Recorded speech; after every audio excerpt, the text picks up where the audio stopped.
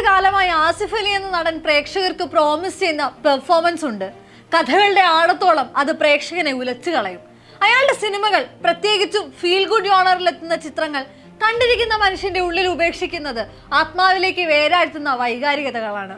റോഷാക്കിൽ ഒരു ചണച്ചാക്കിനുള്ളിൽ നീറി നിന്ന ദിലീപായും, കിഷ്കിന്ധാകാന്ഡത്തിൽ ആദ്യാന്തം നിഗൂഢമായി തുടർന്ന ചാച്ചുവിന്റെ അച്ഛൻ അജയ് ചന്ദ്രനായും, രേഖയെ തേടിയിറങ്ങിയ വിവേകായും ഒക്കെ അടക്കത്തിൽ ഒതുക്കത്തിൽ ആസിഫ് കഥാപാത്രങ്ങൾ ഓരോന്നിലും ജീവിച്ചിറങ്ങിപ്പോകുമ്പോൾ ഭാരമുള്ളതെന്തോ പ്രേക്ഷകരിൽ വന്നു നിറയും.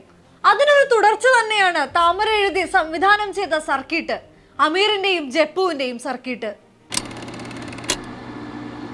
ജോലിക്ക് വേണ്ടി ഗൾഫ് രാജ്യങ്ങളിൽ അല്ലെങ്കിൽ മറ്റേതെങ്കിലും ഒരു വിദേശ രാജ്യത്ത് അലഞ്ഞു തിരിയേണ്ടി വന്ന കഥ പറഞ്ഞു തന്നിട്ടുള്ള ഏതെങ്കിലും ഒരു കൂട്ടുകാരനോ ബന്ധുവോ നമുക്കുണ്ടാകും.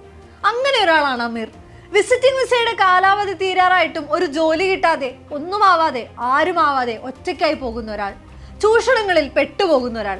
രക്ഷപ്പെടാനുള്ള അവസാന പഴുതും അടഞ്ഞിരിക്കെ അപ്രതീക്ഷിതമായാണ് ജപ്പു അയാളുടെ ജീവിതത്തോട് ഒട്ടിപ്പിടിക്കുന്നത്.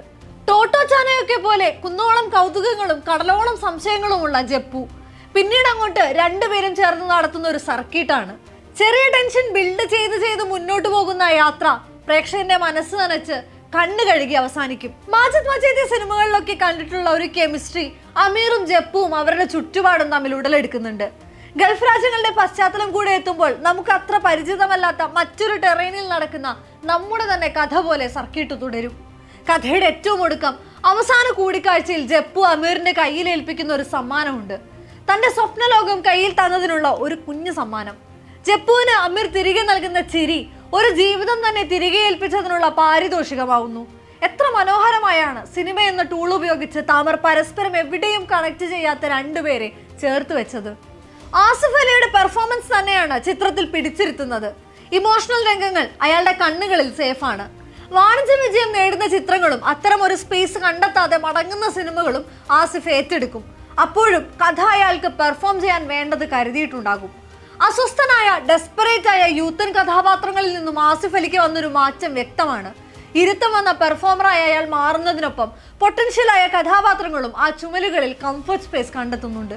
ആസിഫ് അലിക്കൊപ്പം തന്നെ ദീപക് പരമ്പോളിന്റെ പെർഫോമൻസും എടുത്തു പറയേണ്ടതുണ്ട്.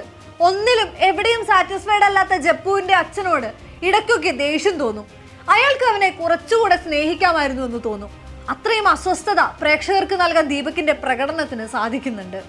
സർക്കിട്ട് ഒരു കുഞ്ഞു കഥയാണ്, രണ്ട് കുഞ്ഞുങ്ങളുടെ കഥയാണ്. ഇന്നും ഉള്ളിൽ പറ്റിയ മുറവുണങ്ങാതെ മുതിർന്നുപോയ കുറെ കുഞ്ഞുങ്ങളുടെ കൂടെ കഥയാണ്. തിയേറ്ററിൽ ആഘോഷമാക്കാൻ അതിലൊന്നുമില്ല. എല്ലാ സിനിമകളും ആഘോഷമല്ലല്ലോ, ചിലത് ആഴത്തിലുള്ള ചില ചിന്തകളല്ലേ, മനസ്സ് നിറയ്ക്കുന്ന യാത്രകളല്ലേ. അങ്ങനെ ഒരിത്തിരി നേരം അമീറിനും ജപ്പുവിനും ഒപ്പം ഒരു സർക്കിട്ടാണ് തമർ പ്രേക്ഷകർക്ക് സമ്മാനിക്കുന്നത്.